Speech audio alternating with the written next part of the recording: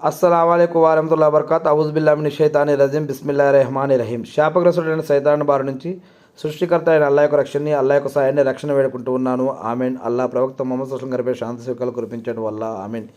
ఇస్లాంలో ఖురాన్ మరియు హదీసుల ఆధారంగా ఒక భార్య పైన భర్తకు ఉన్నటువంటి హక్కులు: అతిశయోక్తి లేదా పిసినారితనం లేకుండా ఆమెకు ఆర్థిక సహాయం అందించాలి. ఆమె యొక్క అవసరాలను భర్త తీర్చాలి. ఆమెకు ఆర్థికంగా కూడా సహాయం చేయాలి. ఆమె పట్ల దయ మరియు ఆప్యాయత చూపించాలి. ఆమెను హాని లేదా దుర్వినియోగం చేయకుండా ఉంచాలి. ఆమెకు హాని చేయకూడదు, ఆమెని దుర్వినియోగం చేయకూడదు. ఆమె యొక్క రూపాన్ని అవమానించకూడదు. ఆమె పట్ల ప్రేమ మరియు ప్రశంసలను వ్యక్తపరచాలి. ఆమెను బహిష్కరించడం చేయకూడదు, ఆమెను వెళ్ళగొట్టకూడదు. కానీ అవసరమైతే ఇంట్లోనే సమస్యలను ప్రైవేటుగా పరిష్కరించుకోవాలి. ఆమె యొక్క రహస్యాల గురించి గోప్యంగా సీక్రెట్గా ఉంచాలి. ఆమె యొక్క రహస్యాలను, ఆమె శరీరం యొక్క భాగాలను, రహస్యాలను, అందచందాలని, పద్ధతులని ఇతరుల దగ్గర చెప్పుకోవద్దు. ఆమె పట్ల ద్వేషాన్ని పెంచుకోకూడదు. ఆమెను సానుకూల లక్షణాలపై దృష్టి పెట్టడం మరియు ఆమె యొక్క లోపాలను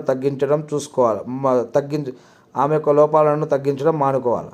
ఇంటి పనులు మరియు బాధ్యతలతో సహా ఆమె భారాలను తగ్గించాలి. ఆమె యొక్క ఇంటి పనులు తగ్గియాలి. ఆమె యొక్క బాధ్యతలు తగ్గించి వాటిల్లో భర్త కూడా సహాయ సహకారాలు అందించడం కోసం ప్రయత్నించాలి.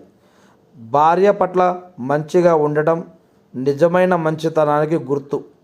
భార్యతో మంచిగా ఉండటం నిజమైన భర్తగా మరి ఇది మంచితనానికి గుర్తు. కాబట్టి ఆమెను ఇతరుల కన్నా కూడా బాగా చూసుకోవాలి.